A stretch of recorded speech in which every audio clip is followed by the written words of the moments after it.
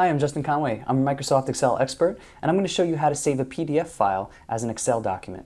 There are different ways to do this. The first one I'll cover is a very simple way, very straightforward. If you know where the PDF file is on your, well, let's start with a blank Excel sheet. Let's say that you're working in a blank Excel sheet. You want to import the PDF into that. So what you're going to do is from your blank Excel sheet, just navigate to the folder which holds your PDF.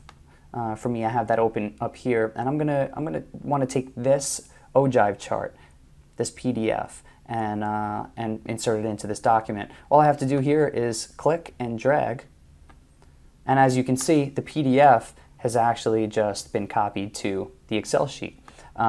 Now, it's important to note that this is basically an image now that's been imported into the Excel sheet. You could save this, but the data itself is not editable. It's simply an image. So let's do the other way, which is to actually create an Excel document with editable data from a PDF.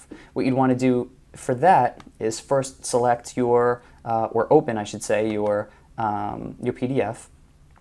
And now, and then another disclaimer about this, certain PDFs have data inside the PDF that you're able to extract, and some are really just images, so you're not able to extract that data pretty much no matter what you do unless you just read it and copy it over. I know that this PDF happens to have data inside the document that's able to be exported, so this will be easily transferred into Excel.